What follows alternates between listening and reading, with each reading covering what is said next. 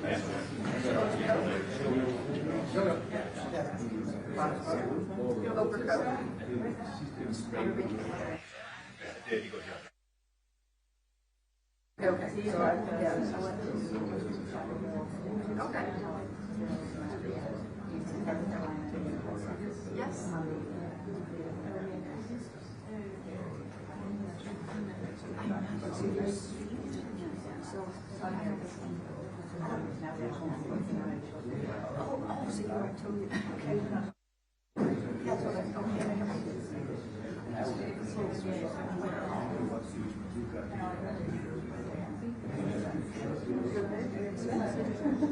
know what?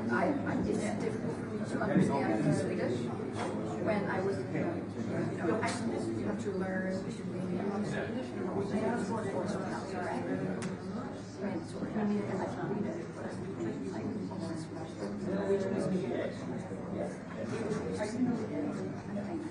it was just to express, don't figure out how that thing. Oh, yeah, no.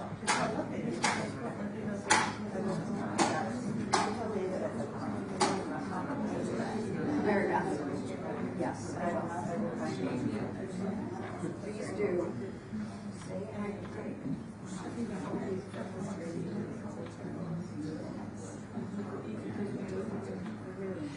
Last time I had a few long talks, it was the summer party. It was when Vida was and that was fun. It's a little fun, right? Yeah.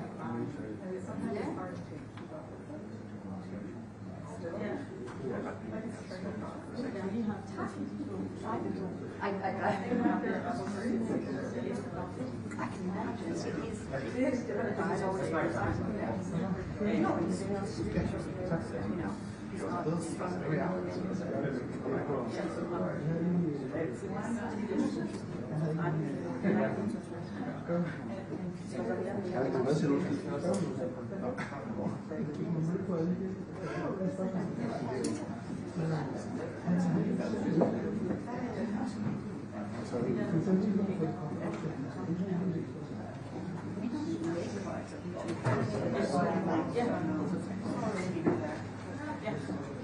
Jeg kan godt dreje, jeg tænker, så du også kan gøre det.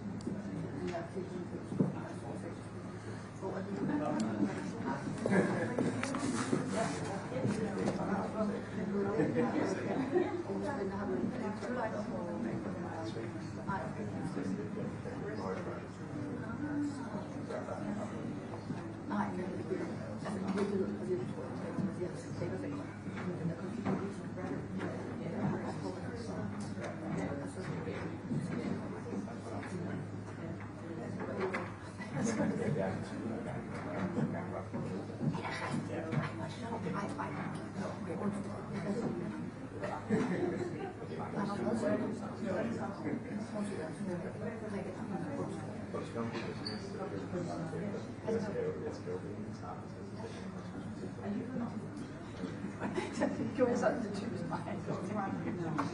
Der er lige sådan der spørgsmål. Hvad var det, du siger? Jo, ja, men det er jo rigtigt. Der er så mange ting. Jeg vidste, at jeg tror, jeg har sagt til ham. Fordi jeg simpelthen tænkte over det. Jeg har også undervist en del over i statskundskab og amerikansk Excuse me, I just wanted to say that the party hasn't actually left the embassy yet, so we're going to be 20 minutes. So sorry about 20 minutes? Okay. Altså, at det er... Men det skal aldrig noget. Jeg har nogle gange så... I think that's still nogle gange, for så bliver det sådan, jo, men...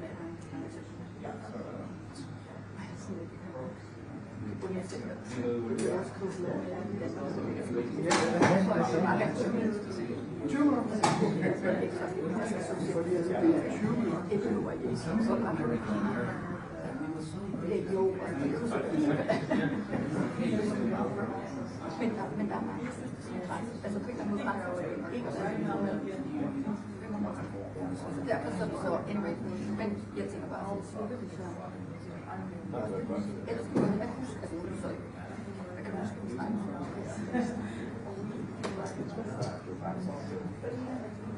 Ja, og der er jeg glad for.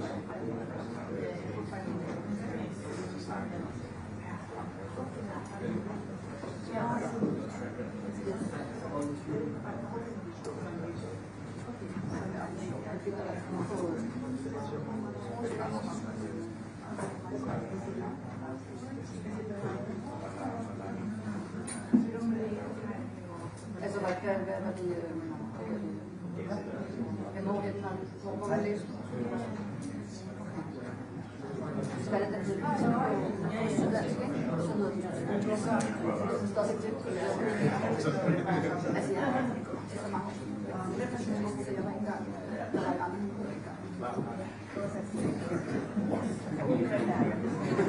Go make sure nobody.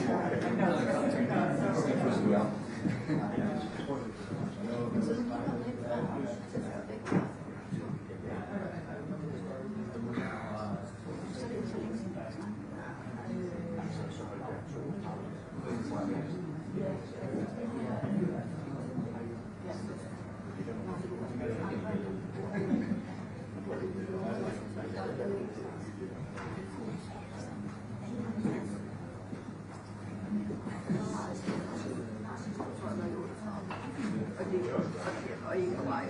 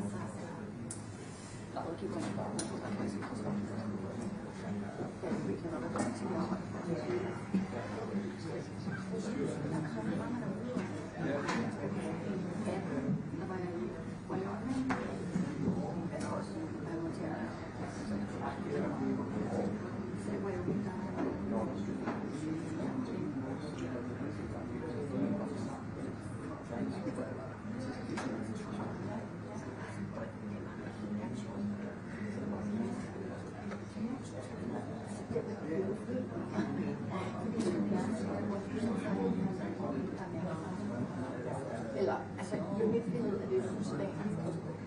Hvad skal være i sig?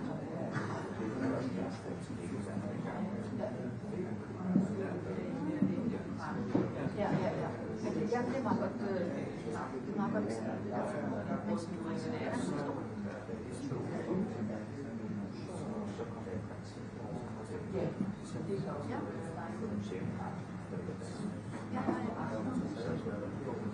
Nej, jo, at det er unge, der fordi jeg for eksempel kringle noget, og står der dansk, og sådan lidt, jeg forstår ikke, og det er altså dansk, det er lidt kringle, sådan hvis jeg nej, det er ikke, det var ikke simpelthen.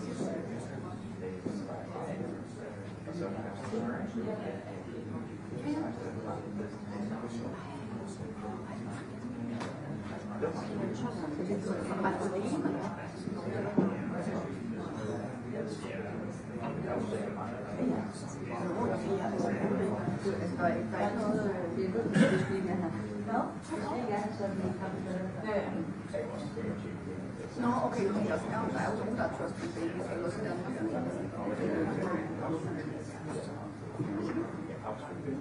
Yes, det er så kan man bedre, altså når man skal komme op, så er det sværere at være sådan, jeg kan ikke her. Det stiller også nemmere sådan, med den 20 år.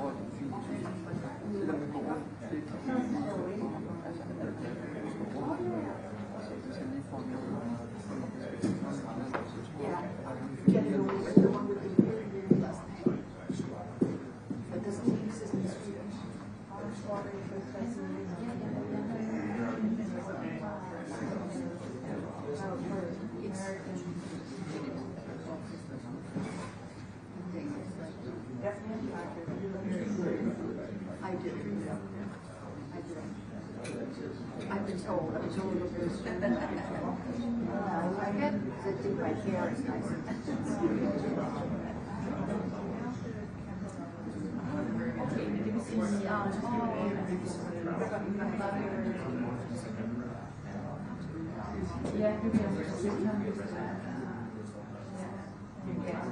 Men det vil sige, at der er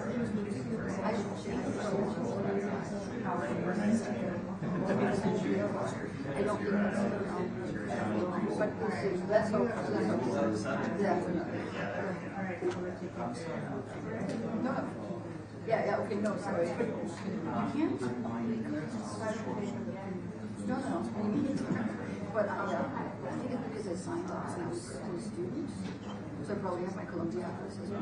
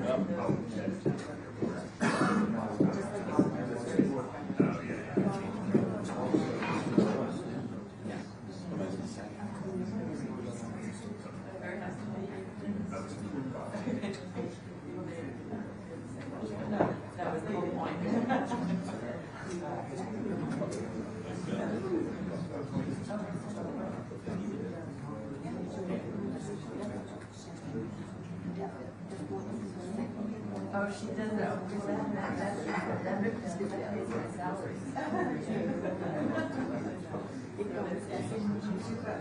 Oh yeah, sorry.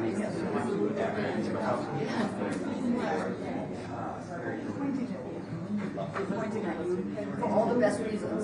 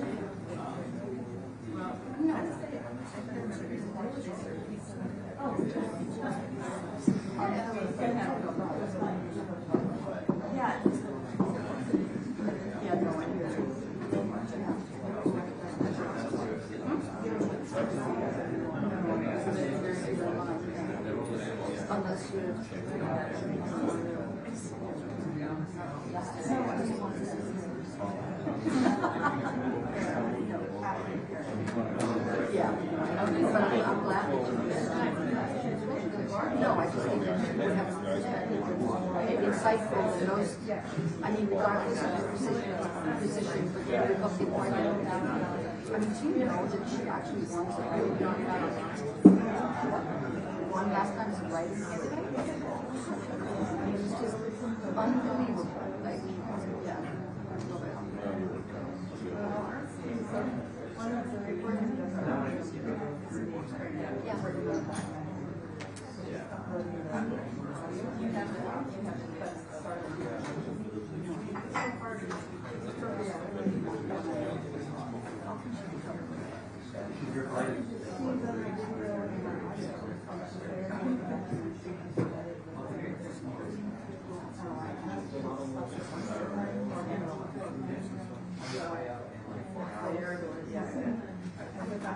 No, I'm sorry.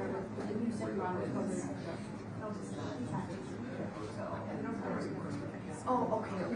She just happens to be there. Wow. Okay.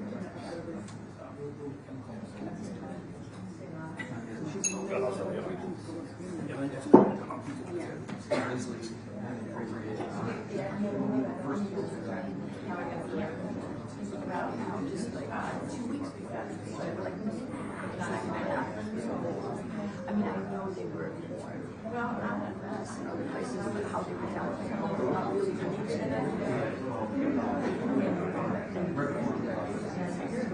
the impeachment?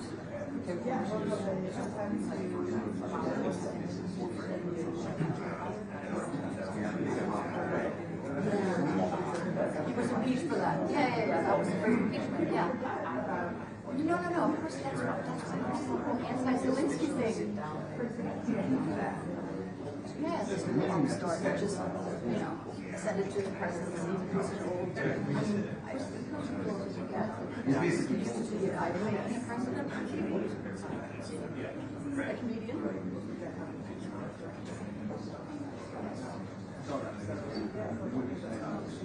Anyway. It sounds like it. How long are you supposed to be? Yeah. So what are you doing after this? You're going to get home? No. I was actually going to go to the road. Go to Victoria to see if I could on the way back. The airport. I was worried about what I just did. Oh, you know when it's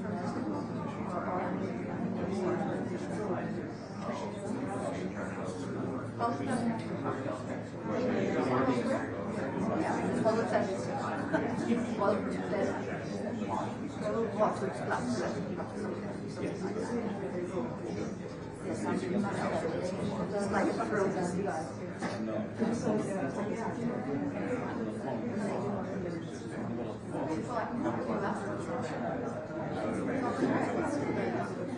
And then unless you know your way around it's not far.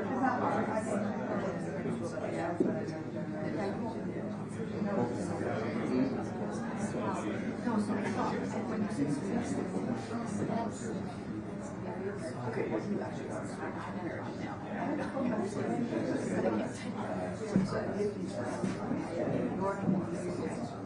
And people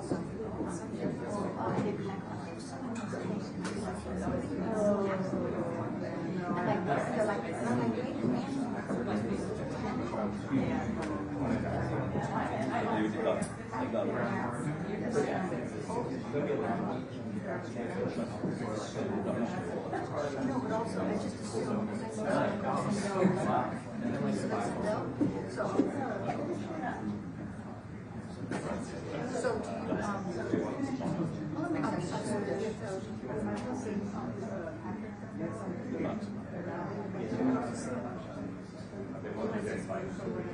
I mean, she's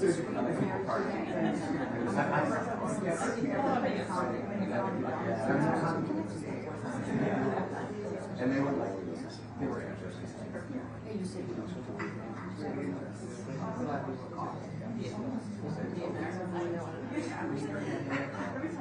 Something stupid behind it. So I like it.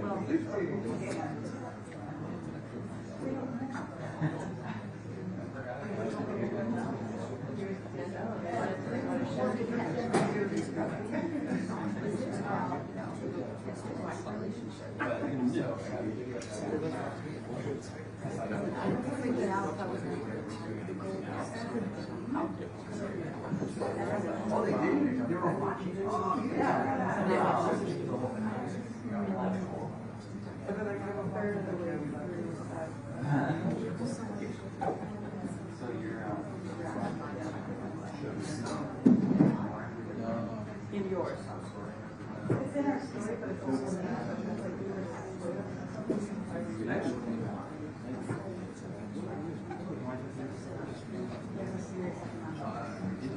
Oh, you did? That wasn't it. for the U.S.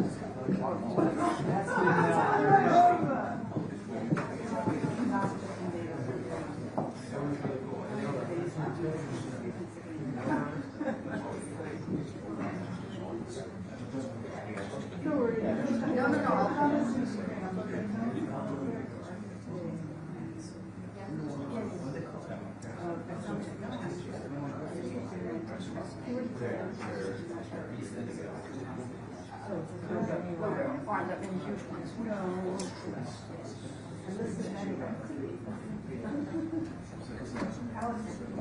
I'm sure you are good friends with my first hire, journalist.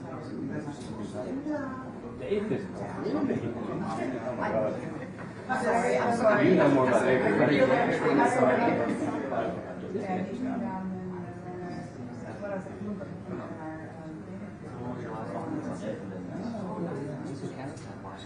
The world needs more of those. Yes, I was just saying, I mean, those interesting people are. Maybe not the leader who's in character typing, but they just, that's what. A special guy.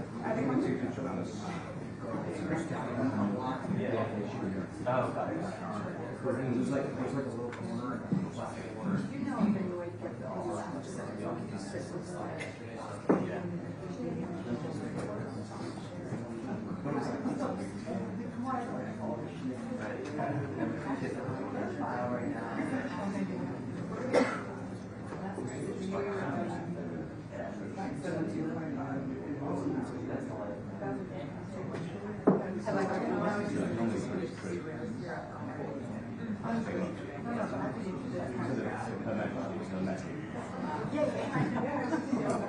yeah, like those captions in automatic, yes.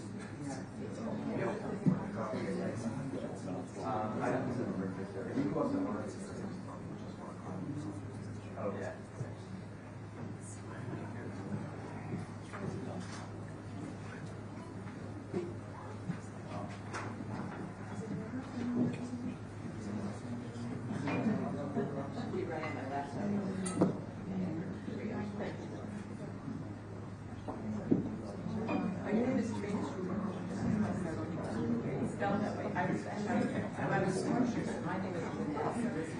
Katrina stayed. Katrina, somebody was very nice. But you know, yeah, and my sister Karen. So my mother was Danish, during her.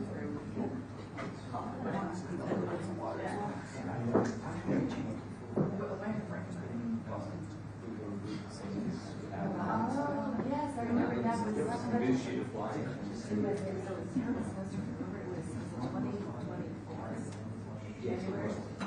remember saying that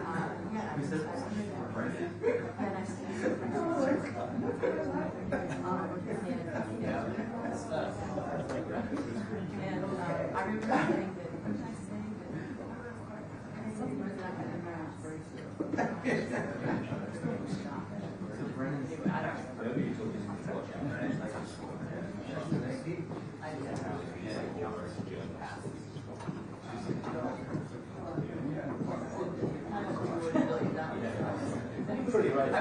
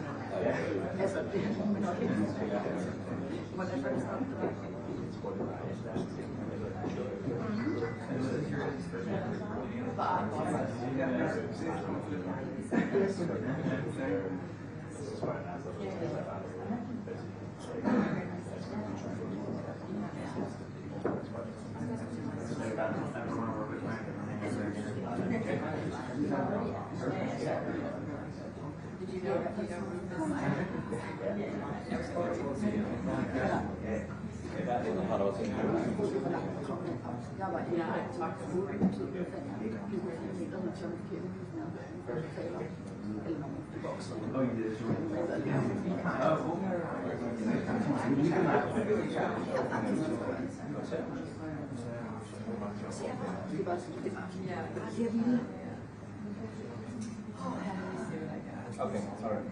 All right.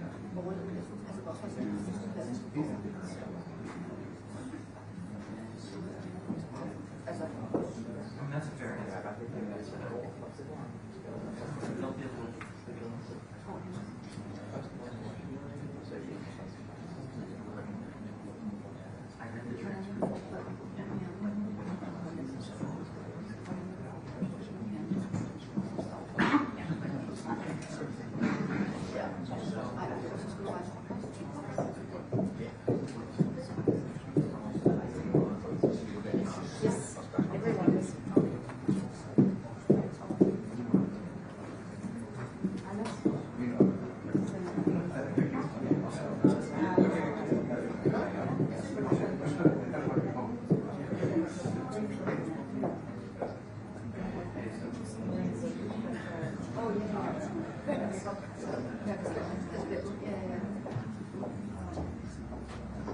another third.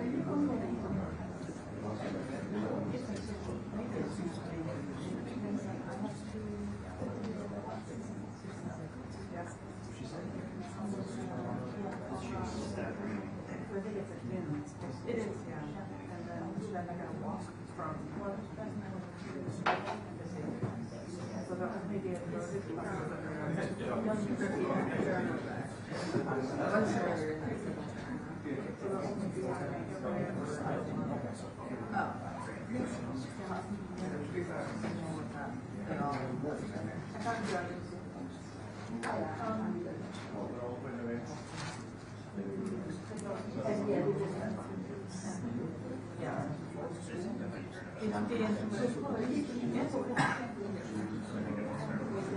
but just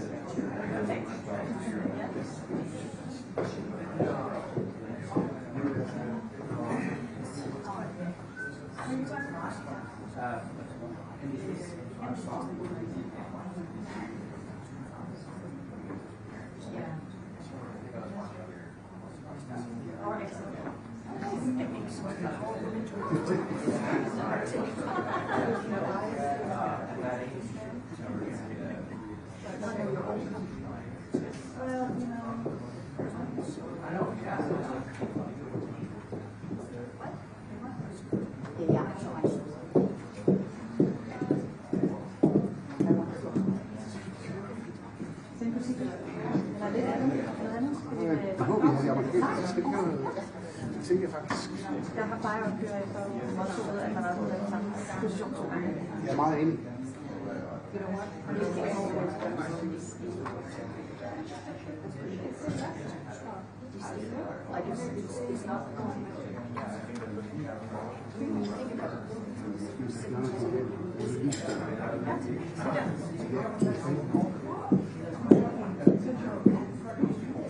No, but I know what they use.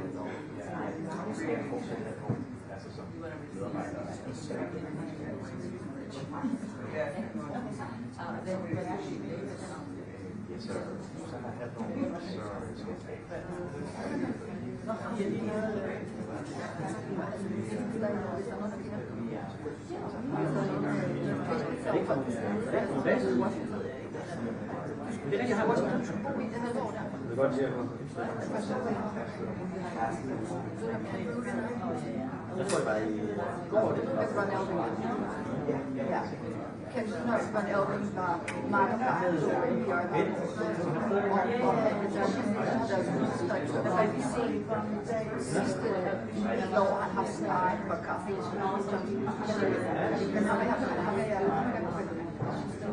Men jeg tænkte bare, han har så meget. Hvornår skal du tage? Okay, så sidder jeg her med kræfterne, så ligger ud af dem. Den ligesom er den program, som er det, der er søde. Så siger jeg bare til, hvad de vil få i kraft.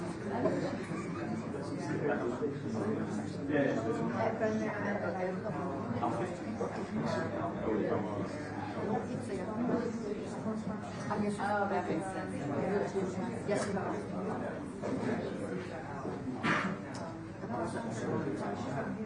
Og jeg vil ikke kunne bruge i 2008, der var jeg arbejdet i 3 måneder. Så der var en pige og en masse. Så jeg spurgte, at jeg havde været erfaring for at carry on. Så jeg tænkte, det er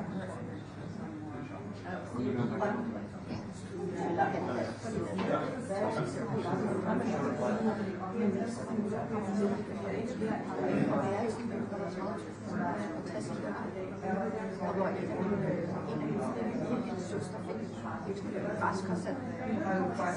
Så jeg kom hjem til fordi så kom der, og jeg var bare og snigede en 3 ben, og der stod folk, der kom ind med valgstyrelse, altså sådan en form, hvor der var rejsstyrelse. Og hvor der stod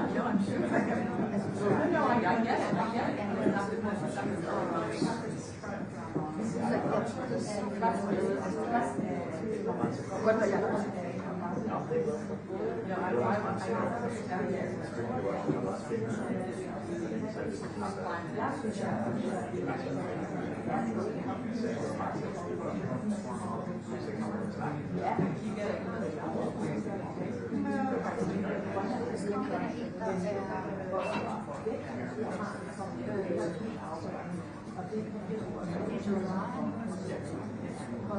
Arbejde langt.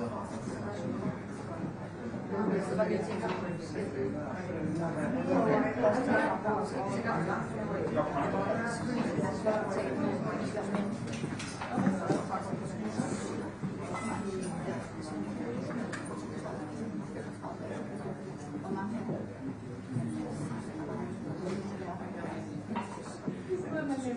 My old day was in New York.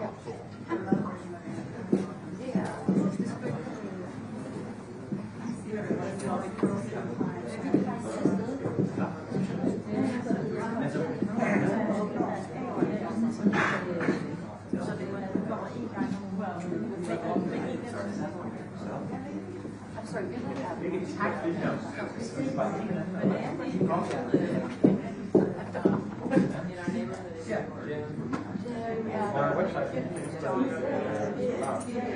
that's $50 for rides. Yeah.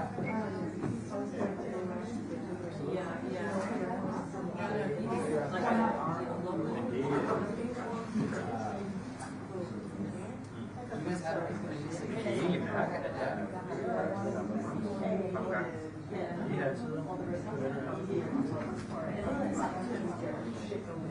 Oh, really? Vil der er det meget konservative ministerier, så vi kan mærke, hvis vi har en historie. Oh, ja. Så ligger vi på, så sker der ikke rigtig. I was sitting in the TV pool. We always think TV pool. They only let 20. Jeg tror, man skal se det sådan en, jeg har for travlt til sådan, og det er så so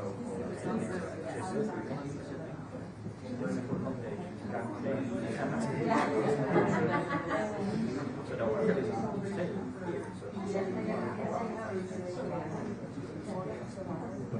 It's actually surprised it was coming. Was outside. I dodged the bullet. So NBC is so every year it's a very cool thing because like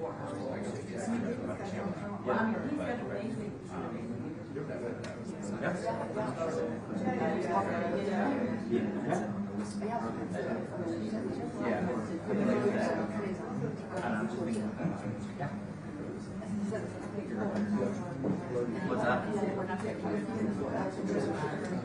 No,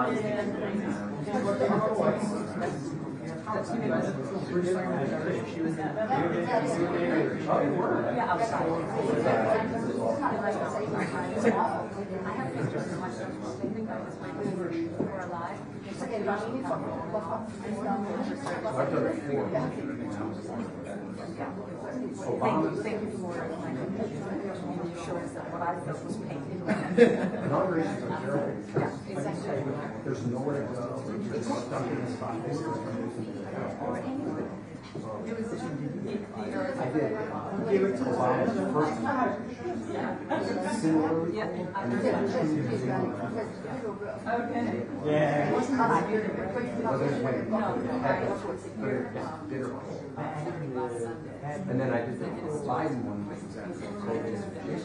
No, I didn't write it. I was in front of like fields of flags.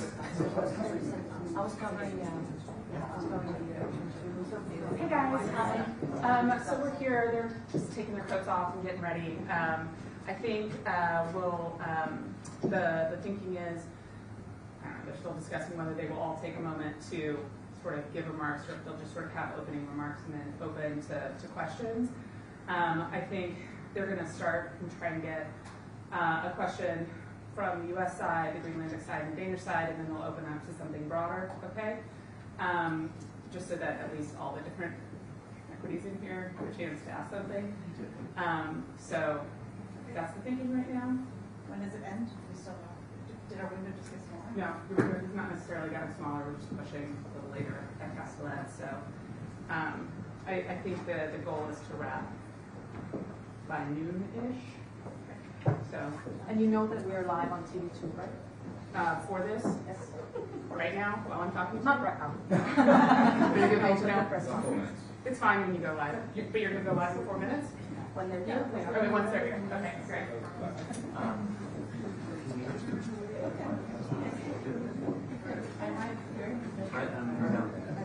What? I'm just gonna ask a Tara question. I was here.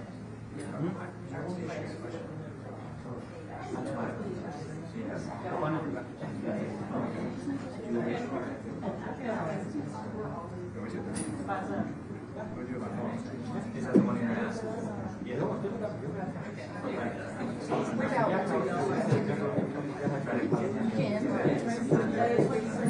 Adam. It's not the Adam. Michelle, where's it from? Us? Yeah. They're NBC, and I'm You're the friend, right? Oh, yeah, Punch Bowl, yeah. Yeah, I know you recognize your face.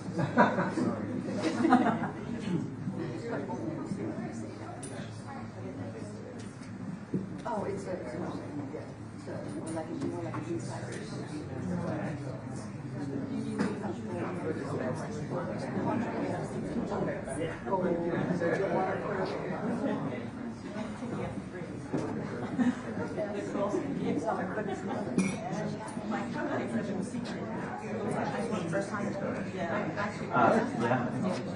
Oh, here they come.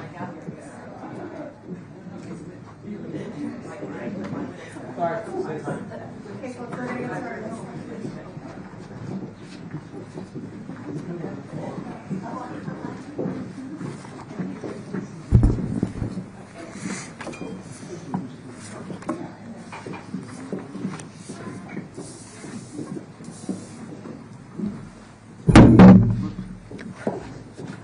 Hello, everybody.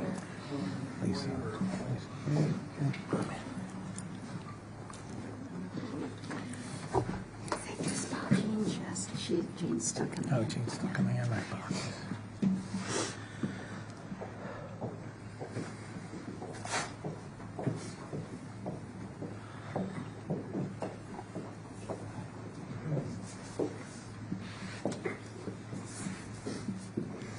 Well, good morning, everyone. Thank you for joining this bipartisan, bicameral congressional delegation.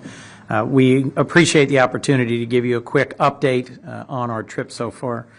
I'm honored to be joined by a group of senators that includes Senators Durbin, Shaheen, Murkowski, and Tillis, and members of the House that includes Congressman Meeks, Congressman Senator Welch. I neglected Senator Welch. Congressman Meeks, Congressman Hoyer, Congresswoman Jacobs, Congresswoman Dean, and Congresswoman McBride.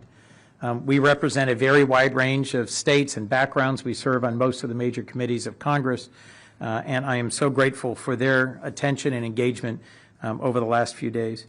We've had the opportunity to meet with and hear from a very wide range of Danish and Greenlandic representatives. We had a terrific and constructive meeting with the Prime Minister and the Greenlandic Prime Minister, with the Defense Minister and Foreign Minister, the Deputy Prime Minister, with Danish industry, a purposeful lunch that was a good opportunity to hear from Danish industry, at the think tank DIIS, I think the Danish Institute for International Studies, and a really robust conversation with Parliament.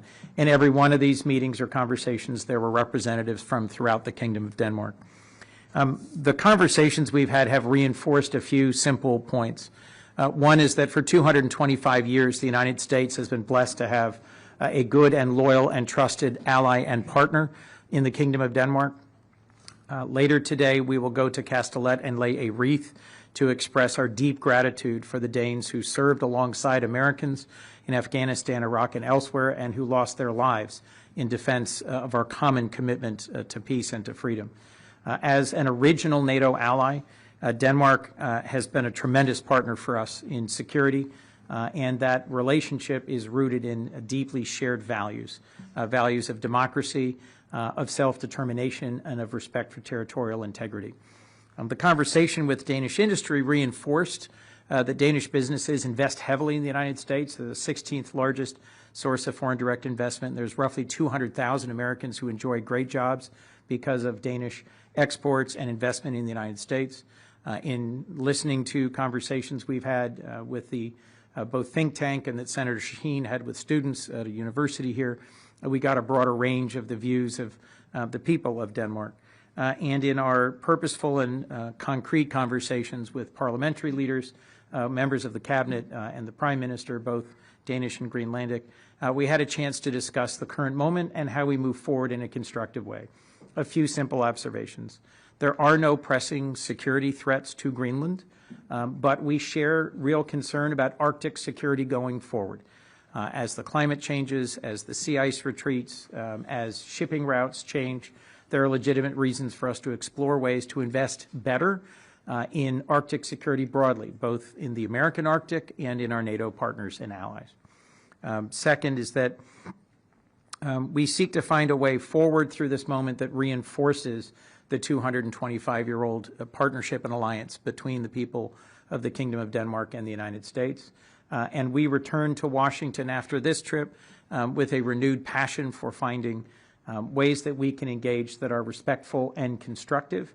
It was made very clear to us, as it has been repeatedly over the years, that if the United States seeks to invest in partnership respectfully with the people of Greenland in accessing possibly newly available critical minerals or rare earths, that would be welcome, and that in partnership with the Kingdom of Denmark, if we wish to increase our investments in Arctic security, that would be welcome.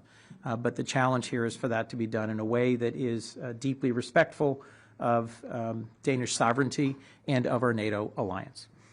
So with that, I think we're happy to take questions, and we appreciate everyone who's been a part of this. I'm going to call on Trina first, if I might, just to make sure that Greenlandic Press gets a question asked and answered. Thank you and so please, much. I encourage members of this delegation, if you've got an answer that you think we have to give that I've missed, please jump in. Thank you so much, Senator Kuhn. I would like to ask what can Greenland and the Greenlanders do to help this process moving forward? what can you say to them that they can, that they can help with? First, I just hope that you will reinforce that this is a respectful and constructive delegation that came more to listen than to talk. And speaking for myself, and I suspect it's true across all of us except Senator Murkowski, I learned a great deal about Greenland that I did not previously know.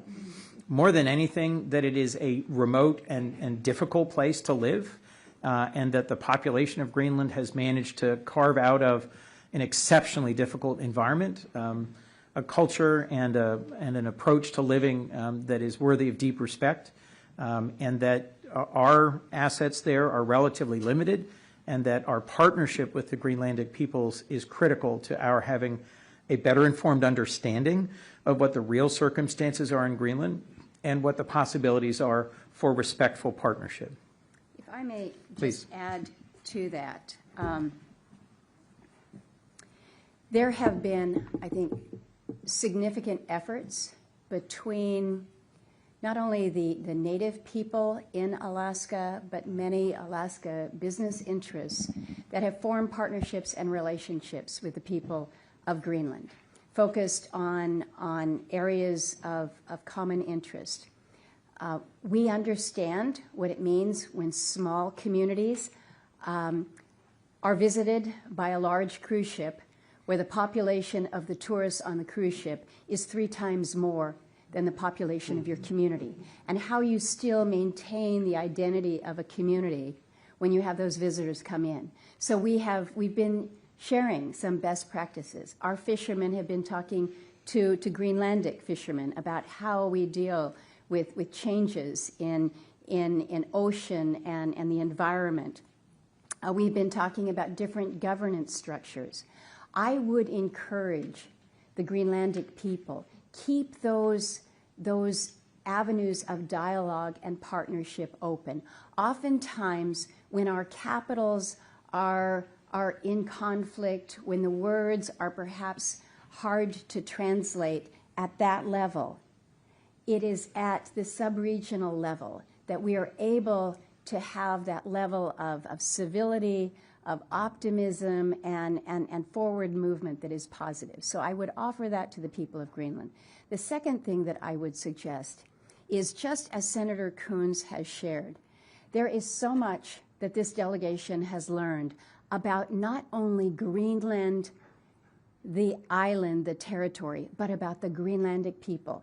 And yesterday when we met with the parliamentarians, one of the things that was so moving was when a young parliamentarian shared the concept of ownership as an indigenous person of Greenland understands it. It is not the same concept that most people in Western society may relate to. So understanding the culture, the people, and only the Greenlandic people can do that. Only they can really share their stories, their lifestyle, and what it means to be part of a very harsh environment in challenging conditions, but that's who you are.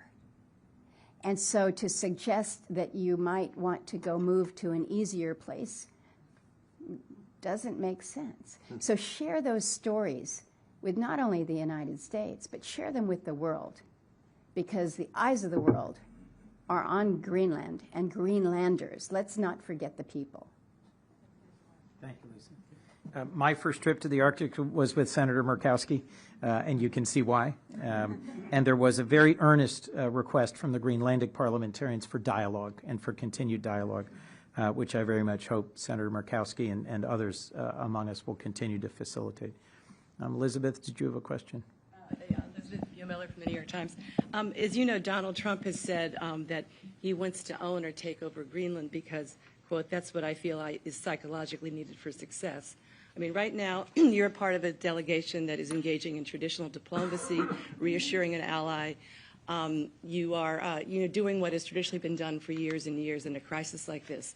But given that Donald Trump seems to have a psychological need for Greenland, which he says, how can you counter that with traditional methods, especially when so far publicly, there have been minimal Republicans opposing this.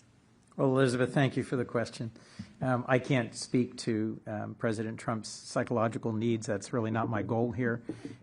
Your question, though, is repeating something he has said. I'll say this. One of the things that's been made clear to us is that the people of Denmark are very anxious, are quite concerned, and the people of Greenland even more so, and that this current tone and tempo of statements about acquisition is not constructive. I think I speak for every senator and House member here in that we deeply value NATO, and that this 80-year-old alliance, this partnership, has been absolutely critical to the United States' security and prosperity and success. I was at the NATO summit, as was Senator Shaheen, Senator Tillis, and others. This was a remarkably successful NATO summit last year at The Hague. NATO has dramatically stepped forward. Denmark, the Kingdom of Denmark, is now spending 3.2% of its GDP on security. NATO, in some ways, should be celebrated and embraced as being stronger than ever. Greenland is a part of Denmark. Denmark is our NATO ally. That should be the end of this discussion, in my view, because I think to do or say anything that puts at risk our trustworthiness as an ally is fundamentally strategically dangerous for the United States. So in recent conversations with ambassadors from other countries, from the Indo-Pacific, from throughout the world, if we do or say things as a nation, and I'm speaking as a senator, if I do or say something that causes a close and trusted NATO ally, there is almost no better ally to the United States than Denmark. If we do things that cause Danes to question whether we can be counted on as a NATO ally, why would any other country seek to be our ally or believe in our representations? In terms of my psychological needs, knowing that the United States is a respected and trusted ally and partner around the world is a core part of what, speaking for myself, I'm trying to accomplish. And, you know, I'll let others in the delegation disagree if you do, but I think a lot of our security as a nation has rested on our being trustworthy.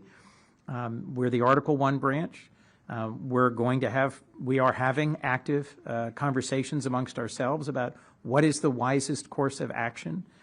If nothing else, I think de-escalating the level, tone, and frequency of rhetoric around this and injecting some reality about what are the actual circumstances of the security threats. There are no current security threats to Greenland. How can we best navigate Arctic security together with NATO? And how can we best navigate access to newly emergent resources around the world together? Those are conversations that we intend to continue when we get back to Washington. But I will speak as the sole Republican that's standing here at this moment, because you have suggested that this is a partisan issue.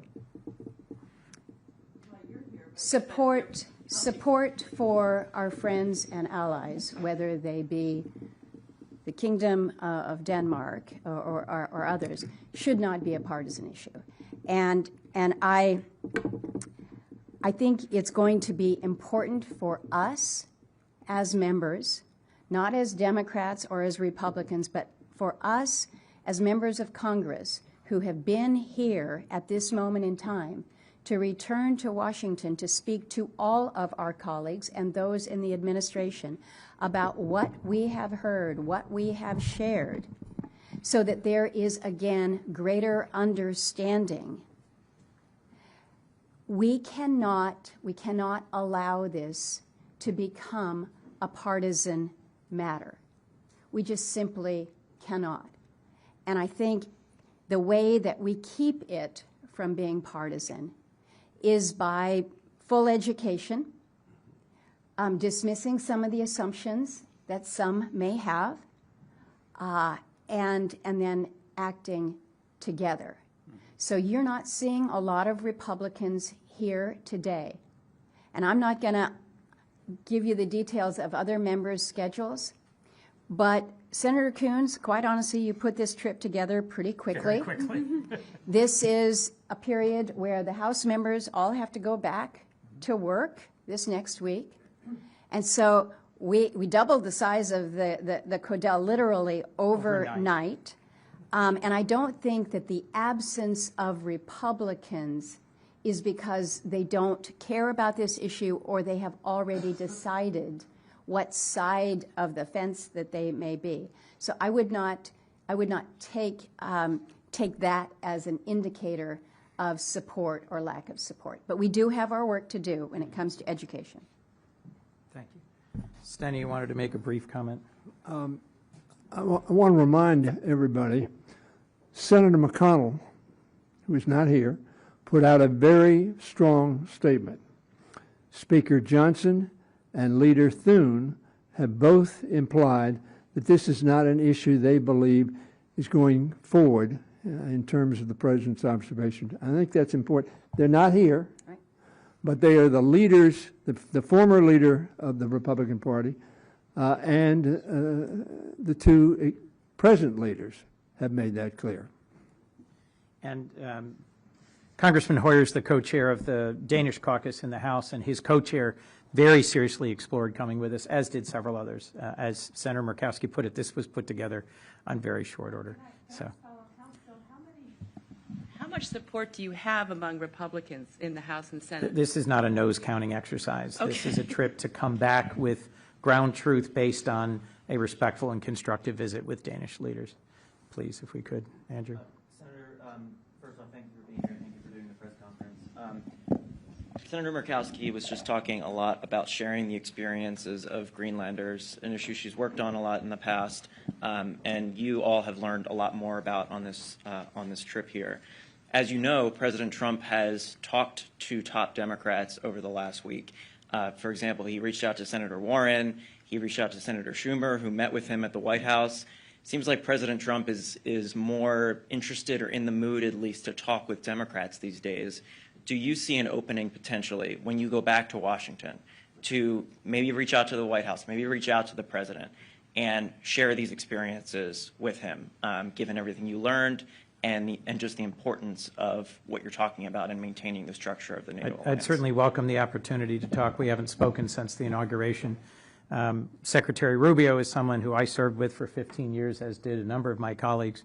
And I think we might also reach out to Secretary Rubio, since those of us who were on the Foreign Relations Committee, that's more directly our point of contact. But frankly, constructive conversation with the Trump administration, in my view, is welcome, because there's a lot of facts on the ground here that are worth exploring and better understanding.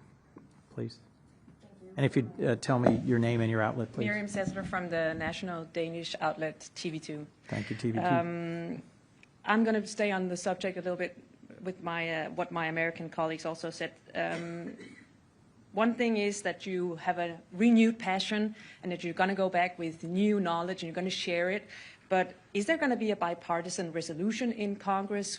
What is going to be concrete out of this trip? Because I think a lot of people in the Kingdom of Denmark, all over, are very interested in knowing what is going to be the output of this trip. And in the same matter, Senator Murkowski, can you confirm that Danish officials told lawmakers this week they worried an overly partisan vote could undercut or jeopardize their position? I worry that going to a specific legislative vehicle right now today is premature, and that frankly, to the point just made by Andrew, having conversations between our two branches, between those who are here and at many other briefings, the Danish foreign minister was we met with him in the Capitol 48 hours ago, I think. There's been a great deal of very positive diplomacy between Danish representatives and Americans over the last couple of days. Figuring out exactly what the right vehicle is, I think we should focus more on what is successful at de-escalating rhetoric and restoring a sense of trust between allies, rather than saying, I've got a resolution, oh, I've got a bill, no, I'm interested in moving this piece of legislation. What matters here in this moment is the outcome, and I don't think there's any disagreement about a desired outcome of a restored sense of trust and mutual respect between allies. But I'll let Senator Murkowski speak to your question. Elaborate on that? Of course. It doesn't seem like that's the same opinion or the same outcome that the president and his press secretary, for example, have from the meetings that has been between Danes. In my view, the most positive path forward would be a month from now. If I were to come back with a delegation, there'd be almost no one here, because it had stopped being a matter of alarm and understandable concern. So whatever accomplishes that objective, in my view, is the path we ought to take. Senator? We recognize that there have been multiple approaches to what resolutions could be adopted, what legislation could be worked on. Senator Shaheen has drafted a bill that I'm a co-sponsor on that reinforces again the role of NATO and the fact that Congress has a role here. I have teamed up with Senator Gallego with regards to a joint resolution, a sense of the Senate in terms of the shared partnership. We did a resolution, Peter, that was you and I earlier last year, just reinforcing, again, the U.S.-Danish relationship. I think those are constructive, good signals of, hey, we like you, we respect the relationship, and we want to build on that. We want to underscore that. Now, taking something to a vote is different than introducing something, right? Taking something to a vote is different than perhaps a hearing before the Foreign Relations Committee where we get more information out on the table more publicly. Those types of things, again, that advance a positive, constructive dialogue, I think are good.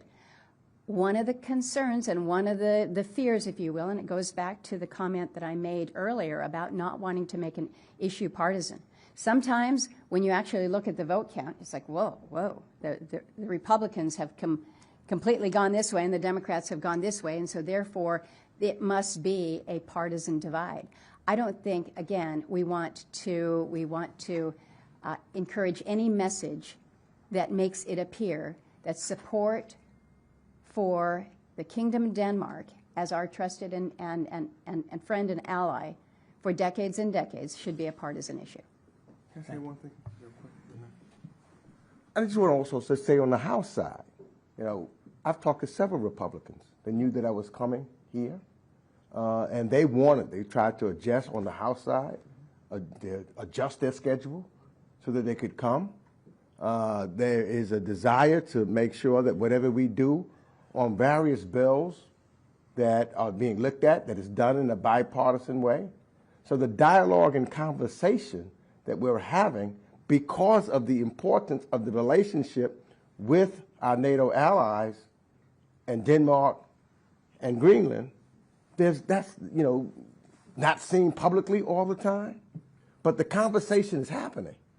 It is a very real conversation because of the significance and the importance, I think, on both the House and the Senate side, and we're working collectively in that way. But just to elaborate on that, the president is also known to be a hard negotiator when he wants his way in different bills and different vote counts and so on. We'll let that play out in the weeks ahead.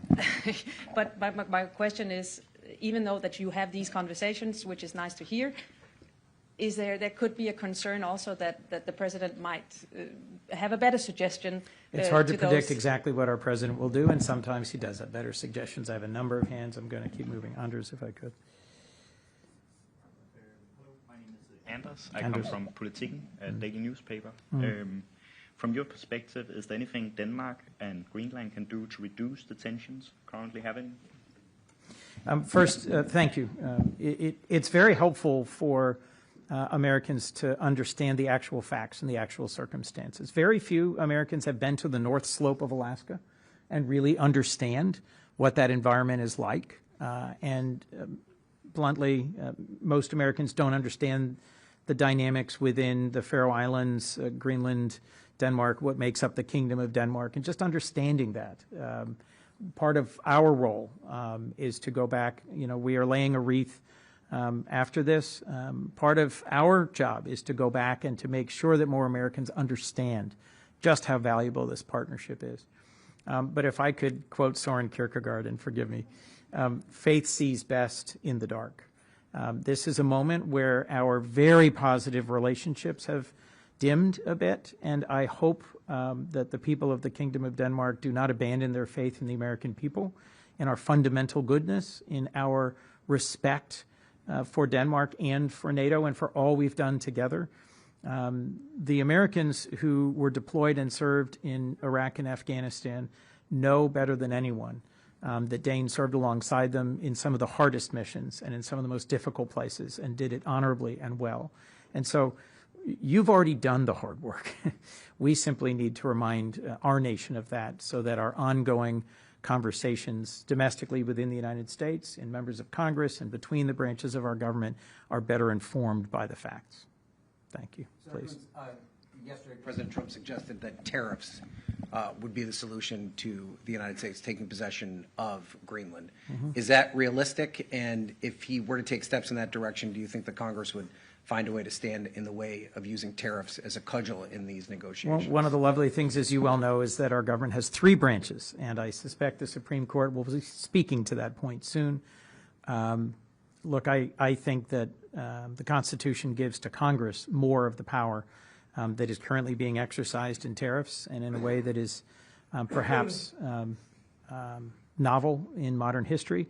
And I think since this is an issue directly before the court, we'll see what the Supreme Court has to say as to whether the use of tariffs as a tool against close and trusted allies to try and achieve a strategic objective is really the wisest and most available. Sir. Senator Coons, Ian Sherwood from MS Now. Could I just ask, how much do you think the actions by Denmark and other European allies to move resources to Greenland will address the concerns of the President that is expressed? Secondly, I also believe that NATO is also working on a plan to further enforce resources in the region to address the concerns of the President. And how much do you believe that these comments by the President damage the relationship with Europe and embolden America's adversaries? So first, I think the most pressing and current security threat in this entire region is the ongoing war of aggression by Russia against Ukraine. And it bears repeating, and I will repeat back home, that the Kingdom of Denmark has been one of the strongest supporters of Ukraine, has dedicated billions of dollars, has transferred critical advanced assets, has dedicated billions of dollars to the support of Ukraine. And so to those Americans who misperceive the balance of who has put more into this urgent fight, Danes deserve great recognition for the significance and strength of their support for Ukraine. That our NATO allies choose to engage in an exercise that demonstrates a willingness to invest more in Arctic security, I think should be welcome and celebrated. I think it's important for us to realize that the High North is becoming more and more an area of concern for the longer term. NATO, because of Putin's strategic, I think, profound misstep, has doubled the length of its border with Russia, and the High North for Finland and Sweden, which is now an expanded part of NATO, is of renewed concern. So seeing active training and deployments into one of the harshest, most remote places on Earth, I think we should take as an encouraging signal. And part of the goal that animated, I think, all of us to change our plans on fairly short notice and come to Denmark was to reassure allies and partners and to rebuild some of that.